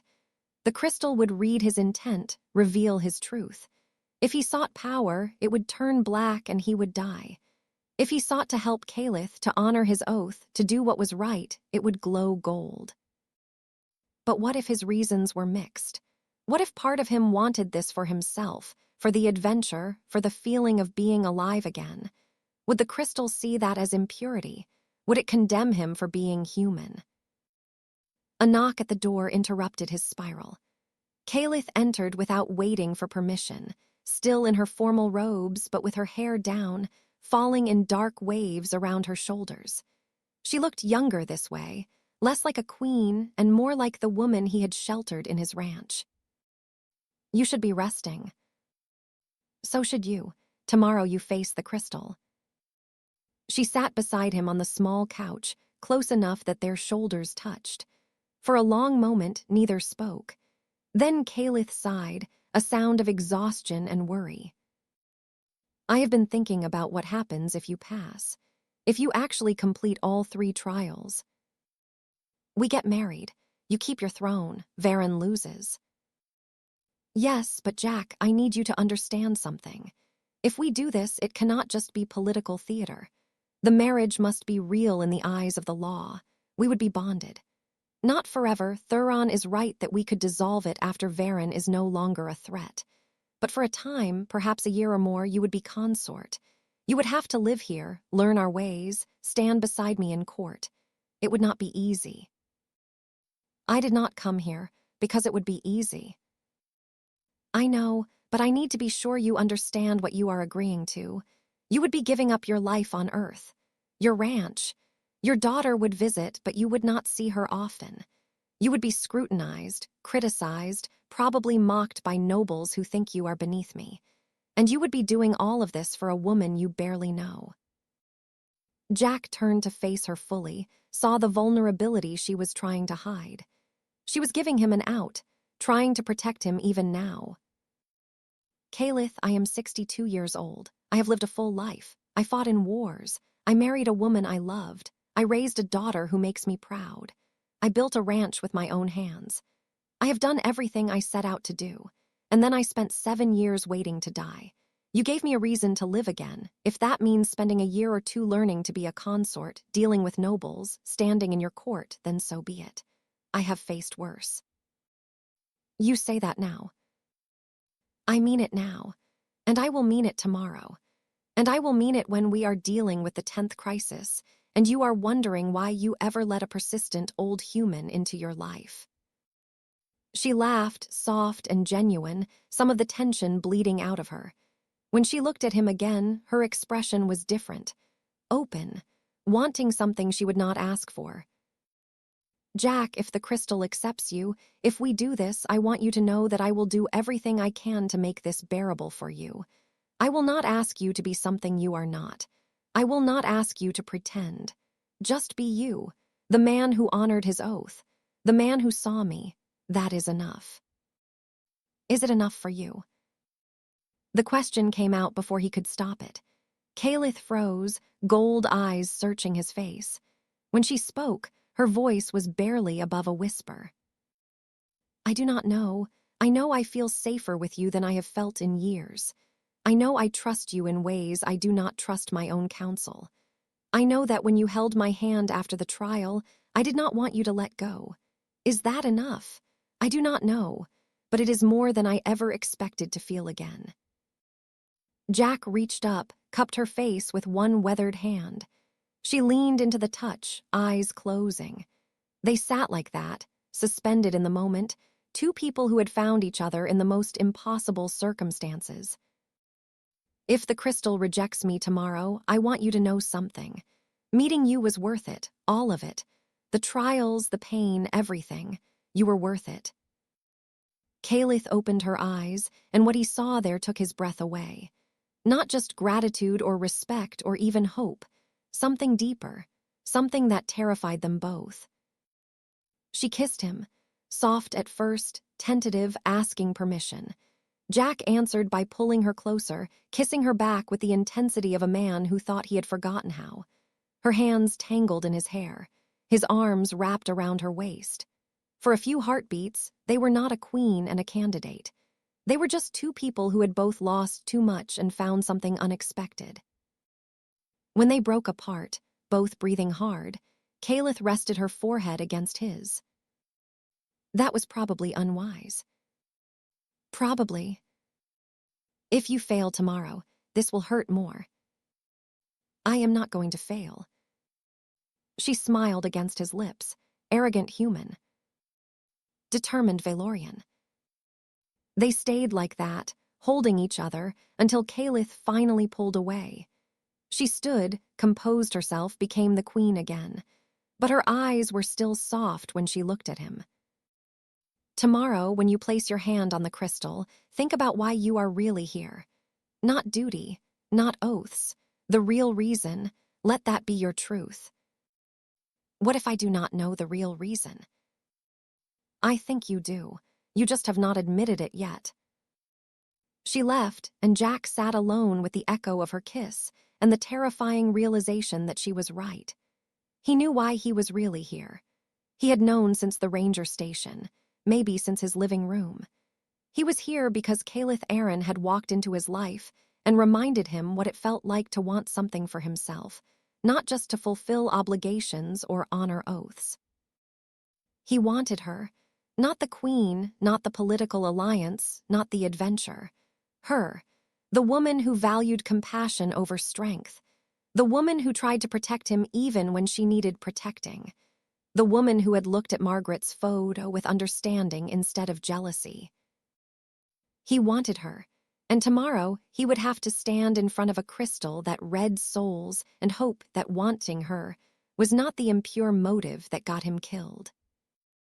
The arena was packed again, even more crowded than for the trial of strength. Everyone wanted to see if the human would survive the crystal of souls. The atmosphere was different this time. Less hostile, more curious. Jack had proven himself twice. Now came the final test. The crystal sat on a pedestal at the center of the arena, roughly the size of a basketball, perfectly clear except for the light that pulsed within it. Jack approached slowly, aware of thousands of eyes on him. Kaelith sat in the royal box, her face a mask of regal composure, but he could see the tension in her shoulders, the way her hands gripped the armrests. High Priestess Lyria stood beside the crystal, her voice carrying across the arena. The trial of heart tests the purity of intent. The crystal sees truth. It cannot be deceived. It cannot be manipulated. Place your hand upon it, Colonel Reeves, and let your soul be judged. Jack stood before the crystal, staring into its depths. He could see light moving within it, patterns that shifted and reformed like living things. He thought about what Kaelith had said. The real reason, not duty, not oaths. He placed his hand on the crystal. The world exploded into sensation. Every memory, every emotion, every thought laid bare. He saw his childhood in Nebraska, his father teaching him to fly crop dusters. Saw his first jet, the thrill of breaking the sound barrier. Saw Vietnam, the friends he lost, the ones he saved, the impossible choices. Saw Margaret, young and beautiful, saying yes when he proposed. Saw Sarah being born, learning to walk, graduating medical school. Saw Margaret wasting away. Saw himself holding her hand at the end, promising to keep going. Saw 7 years of emptiness, of going through motions, of waiting. Then saw a ship falling from the Montana sky. Saw Kaelith stepping out, wounded and defiant. Saw her sitting in his living room, fighting beside him in the wilderness, trusting him when she had no reason to, looking at him like he mattered. The crystal pulled deeper, searching for his intent. Why was he here? Because I gave my word. Deeper. Because she deserves better than Varen. Deeper. Because I want to matter again. Deeper still, to the core of him, to the truth he had barely admitted to himself. Because I love her. The thought crystallized, undeniable. He loved Kaelith Aren. Loved her strength and her vulnerability, her compassion and her steel. Loved the way she tried to protect him even when it made no tactical sense. Loved that she saw him, really saw him, not as an old man or a tool but as someone worth knowing. Loved her enough to risk everything, including his heart, which he had thought was safely dead. He loved her, and he wanted to be with her. And that terrified him because it meant risking loss again after 7 years of keeping himself numb and safe. The crystal blazed. Light erupted from it, not gold but blue, the same blue Lyria had mentioned, the color that had not been seen in 3 centuries. The light filled the arena, washing over everyone, bright and pure and undeniable. The crowd gasped. Lyria's eyes widened. And Kaelith in her royal box stood with tears streaming down her face. Blue, Lyria whispered, her voice amplified by the arena's acoustics. The color of transcendent love. Love that crosses barriers of species, age, logic. Love that defies everything except itself. Jack pulled his hand back, staring at the still glowing crystal. His heart hammered in his chest. He had not just passed. He had revealed himself completely, laid bare in front of thousands of strangers, and he could not bring himself to regret it. The trial is complete, Lyria announced. Colonel Jack Reeves has passed the trial of heart. By ancient law, he is deemed worthy to be consort to Sovereign Kaelith Aren. The crowd erupted, some in celebration, others in outrage. Jack looked up at Kaelith. She was descending from the royal box, moving through the crowd with single-minded purpose.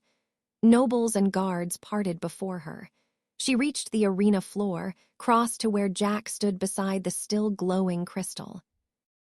She stopped in front of him, queen and woman warring in her expression. Then she chose. She stepped forward, wrapped her arms around him, buried her face in his shoulder.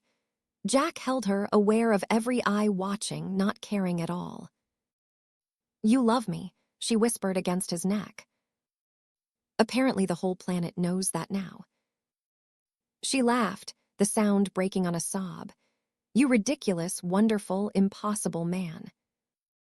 "Is that a yes?" She pulled back enough to look at him, gold eyes bright with tears and joy and relief. "Yes, yes to all of it. To the marriage, to you being consort, to whatever comes next. Yes." "Good, because I did not go through 3 trials just to get turned down." The crowd's roar intensified. Lyria stepped forward, smiling for what Jack suspected was the first time in decades. "The trials are complete. The choosing ceremony will proceed in 3 days. But first, there is a matter to address." She turned toward the crowd, her voice carrying authority that silenced everyone. "Lord Varen Cross, step forward." The crowd parted. Varen stood at the edge of the arena, his face twisted with rage barely contained. He descended slowly, each step deliberate, his hand on the sword at his belt. When he reached the arena floor, he looked at Jack with pure hatred. "This is a farce, a mockery of tradition. I challenge the results." "On what grounds?" Lyria's voice was ice. "On the grounds that this human has manipulated the sovereign, used alien trickery to deceive the crystal, and has no legitimate claim to the consort position. I invoke ancient right, trial by combat, to the death." The arena went silent. Kaelith stiffened in Jack's arms. Lyria's expression darkened, but the law was clear. Ancient right could not be refused. "Lord Varen, the trials have been passed. There is no basis for challenge." Varen smiled, predatory and cold. "There is always basis when the sovereign's judgment is in question. I claim she is compromised by this human's influence. Let combat decide truth. If he truly has the favor of the gods, let them protect him in battle." Lyria looked at Kaelith, who looked at Jack. He could see the fear in her eyes, the desperate desire to refuse. But refusing would invalidate everything. Would make Varen's claims seem true, would weaken her rule. Jack stepped forward, away from Kaelith, facing Varen directly. "I accept your challenge." "No," Kaelith's voice was sharp. "Jack, you cannot. He is trained, enhanced, he will kill you." "Then I die having passed the trials and proven my worth. But I will not let him claim you one through his cowardice." "Jack, please." He turned to her, cupped her face the way he had the night before. "Trust me. I did not survive 3 trials to die now." Varen laughed, the sound echoing across the arena. "Brave words from a dead man. We fight at sunset. Prepare yourself, human." The next few hours were chaos. Thuron tried to find legal loopholes. Drax offered to train Jack in Valorian sword work. The High Council argued about ancient precedents, but the law was clear. The challenge had been made and accepted. At sunset, Jack and Varen would fight, to the death. Kaelith found Jack in the armory, selecting weapons. She dismissed the guards with a gesture, then stood watching him test sword weights, her expression anguished. "This is my fault. I should have seen this coming. Varen has been planning this. Probably, since the moment I stepped on this planet." "You cannot beat him, not in straight combat. He has trained his entire life. He has enhancements. He is faster, stronger." "Good thing, I do not plan on straight combat." "Jack, this is not a joke." "I know, but I am not backing down. If I refuse the challenge, Varen wins anyway. He gets to claim I am a coward, that you chose poorly, that the trials were meaningless. This is the only way. The only way gets you killed. Maybe, maybe not. I have a few advantages. Such as, I am too old to care about looking honorable. I will fight as dirty as it takes. And I am much harder to kill than I look. Kaelith crossed to him, took the sword from his hands, forced him to look at her. I just found you. I just admitted to myself that I could love again. Do not make me bury another consort. Her voice broke on the last word. Jack pulled her close, held her while she shook with suppressed sobs. I am not going to die today. I swear it. You cannot promise that. Watch me. Sunset came too fast. The arena filled again, the atmosphere electric with anticipation. This was not a trial. This was blood sport, ancient and primal.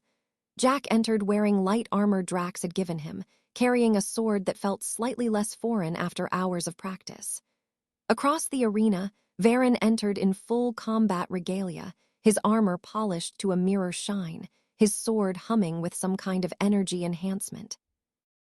The rules were simple. Fight until one was dead. No submissions, no mercy. Lyria stood at the edge, her face grave. This combat is sanctioned by ancient law. May truth prevail. Begin. Varen attacked immediately. No preamble, no posturing. His first strike would have decapitated Jack if the old colonel had not dropped flat. The energy blade scorched the air where his head had been. Jack rolled, came up with his sword barely blocking the second strike. The force of it drove him to his knees. Varen was strong, enhanced, and fighting with the confidence of someone who had already won. Jack scrambled back, putting distance between them, trying to think. Run all you want, human. It only delays the inevitable. Varen pressed forward, each strike precisely calculated to kill. Jack blocked, dodged, gave ground. His arms ached. His old knee screamed. But he watched, observed, calculated. Varen fought with textbook perfection. Beautiful, efficient, deadly. Every strike flowed into the next with practiced ease, and that was his weakness. He fought by the book. He expected Jack to do the same. At the 3-minute mark, Jack fainted left, dropped his sword. Varen's eyes widened in surprise. The energy blade came down for the killing blow. Jack stepped inside the arc, too close for the sword to be effective, and drove his knee into Varen's groin with everything he had. Valorian or human, some things were universal. Varen doubled over, gasping. Jack grabbed the fallen sword, swung it in a wild arc that caught Varen across the shoulder. The armor held, but the impact sent the lord sprawling. The crowd erupted in outrage. That was not honorable. That was not how warriors fought. Kaelith stood in her box, hands pressed to her mouth, eyes wide. Jack stood over Varen, breathing hard. I am 62 years old. I do not have time for honor. Varen surged up, rage overcoming pain. His next attack was pure fury abandoning technique for raw power. Jack could not match power. He gave ground, using every dirty trick he knew. Threw sand in Varen's eyes. Kicked his ankle when he planted wrong. Used the arena's obstacles, the pillars and steps, anything to create advantage. It was ugly. It was desperate. It was the fight of a man who knew he was outmatched and refused to care.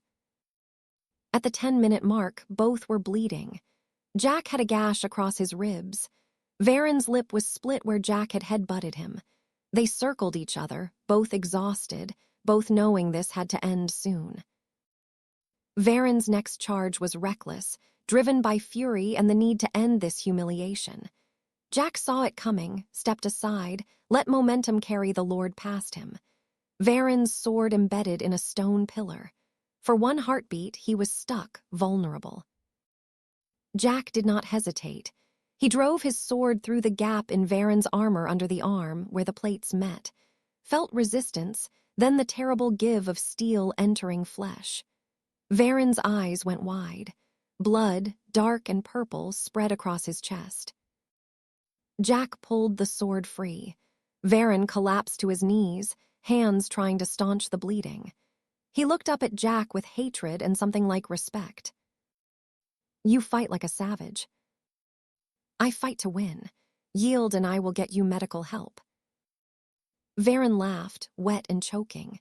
Never. I would rather die than see you beside her. Then die. Jack stepped back.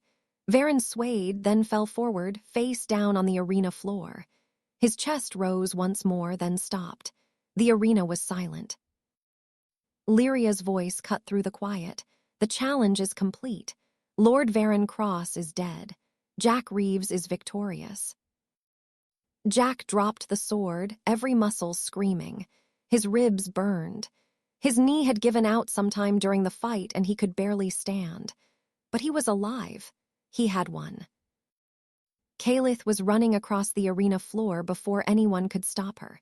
She reached Jack as his legs gave out, caught him, lowered him gently to the ground. Healers rushed forward, but Kaelith pushed them away long enough to look into his eyes. I am fine, Jack managed, just tired. You are bleeding. Been bleeding before. You impossible, persistent, wonderful man.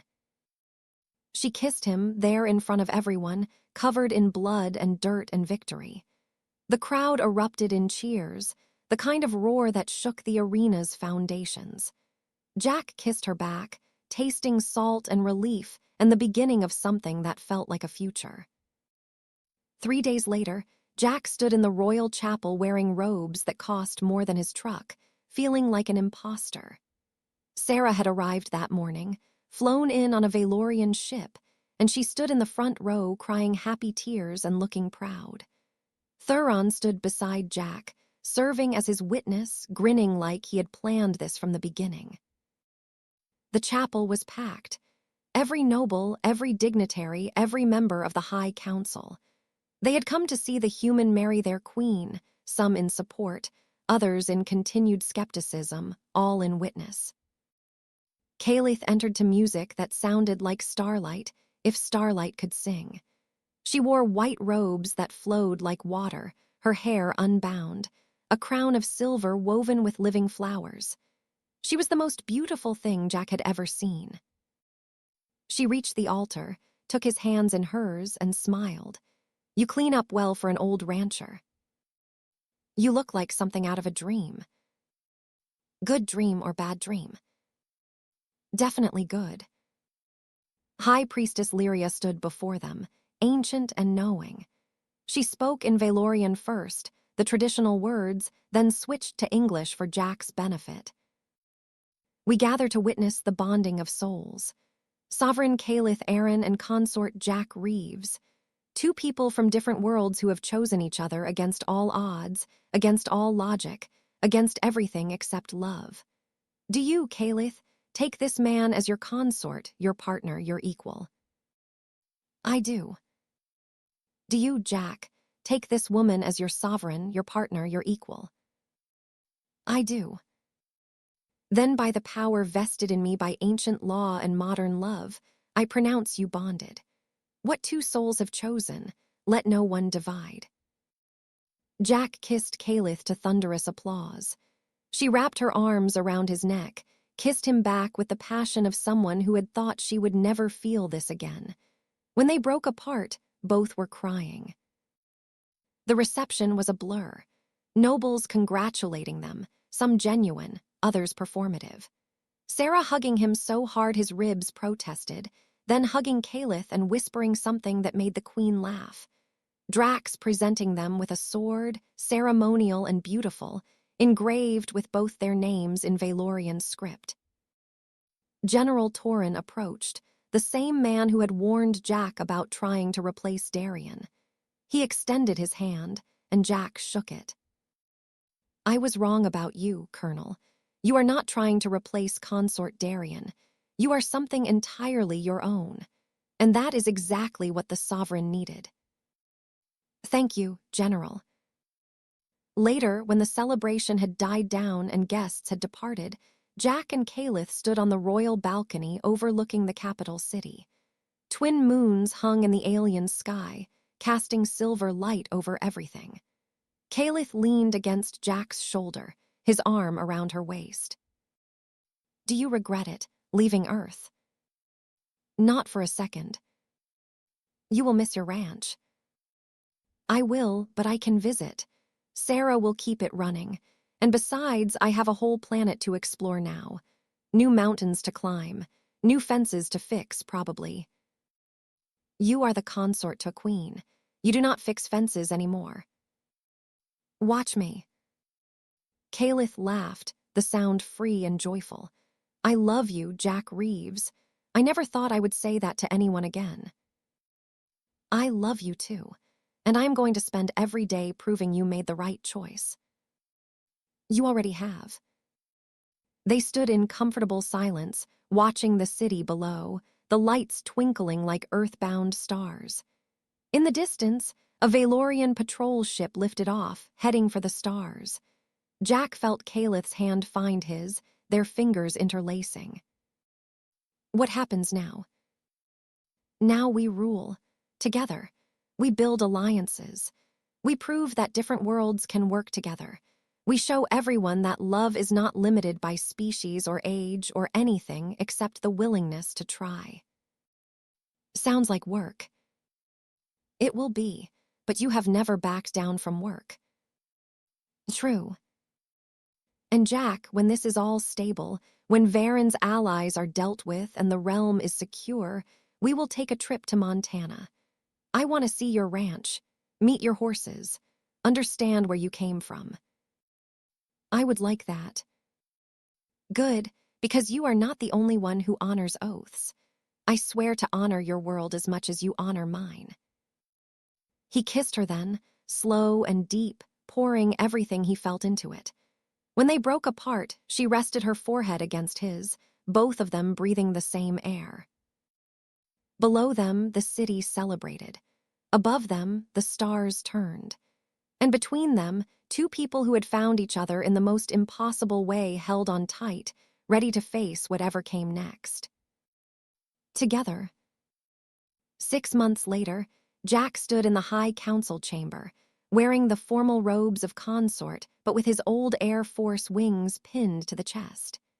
He had just finished presenting a proposal for cultural exchange between Earth and Valor, a program that would allow students from both worlds to study together, learn together, build bridges. The council had debated for hours. Now they voted. One by one, hands raised in approval.